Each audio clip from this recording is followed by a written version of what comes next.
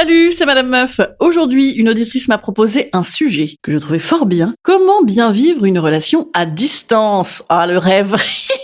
Je plaisante, bien sûr. Bon, en fait, vous allez voir ce que je pense de ça. J'en pense pas que du mal, mais un petit peu quand même. Et oui, c'est un plan en 2 parties, un plan Sciences Po. C'est parti, après le générique.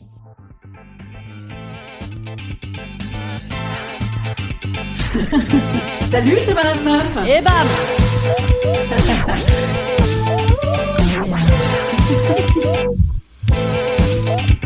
Et bam, c'est Madame Meuf.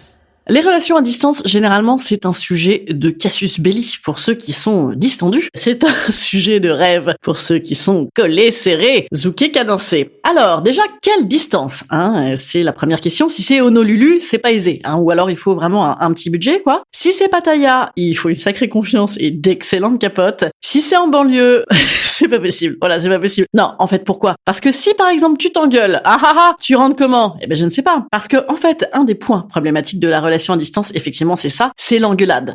Parce que si tu t'engueules quand tu es chez l'autre, tu vas où?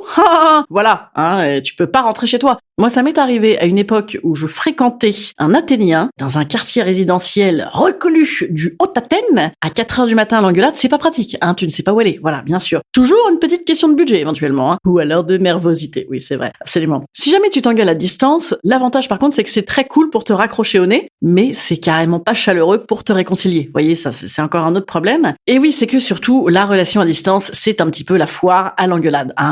Reproche, obligation d'imagination et de pensée merveilleuse en permanence. Et oui, mais tu étais connecté, mais moi j'étais connecté, mais toi tu étais connecté, mais tu m'as pas parlé. Vous voyez, ce genre de problème. Alors moi je pense que la relation à distance, en fait, il faut déjà la considérer comme telle, et non pas se coller les mêmes attentes que quand il y a vie commune. Mais voyons donc les bons aspects. Et oui, l'attente et la rareté et le manque, c'est bon ça, non? Et oui, la rareté, t'es là genre, oh oui, j'en ai pas souvent, j'adore ça. C'est excellent, c'est excellent. Un petit peu comme la galette des rois. Vous voyez, moi pourquoi j'aime tant la galette des rois? Parce que j'en bouffe jamais. Voilà, bien sûr, j'en aurai tous les jours. Je suis un trait de la gueule, vous voyez, ça n'est pas bien tous les jours. Donc le manque, ça pique un peu, c'est sûr, ça pique un peu, tu vois, quand tu les vois les gens sur les bords de train. Mais regardez, on se croirait dans un film, ça genre, tu vas me manquer et tout. C'est beau quand même. C'est l'excitation, quoi, c'est l'excitation. Et ça, c'est très très bien. En plus, tu peux te balancer des photos suaves, en veux-tu, en voilà. Et oui, parce que quoi qu'il arrive, avec ton petit filtre portrait, tu seras toujours beaucoup plus bonne que dans la vraie vie quotidienne, où tu es le cul en l'air devant la machine à laver en train de récupérer des trucs. Même si tu as un très beau cul, c'est voilà, bof.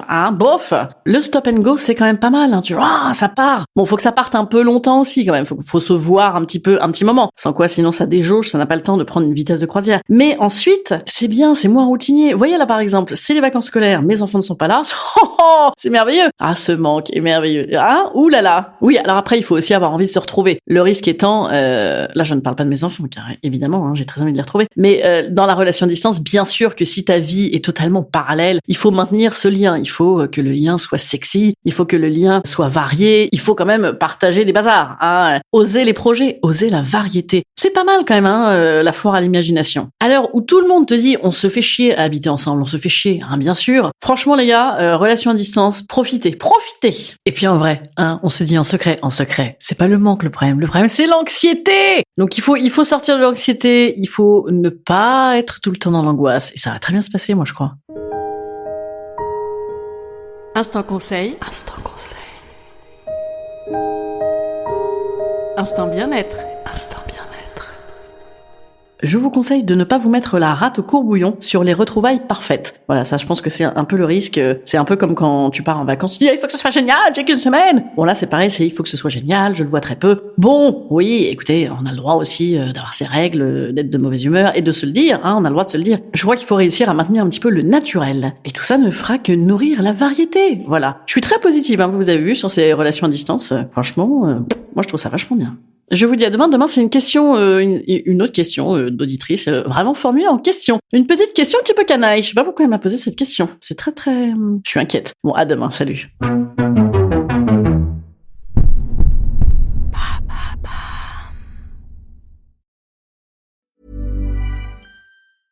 In The Lamb, a very funny new fiction podcast, a lovable loser tries to live like a lion.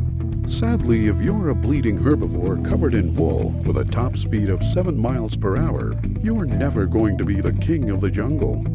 Amazon Music presents The Lamb. Out now.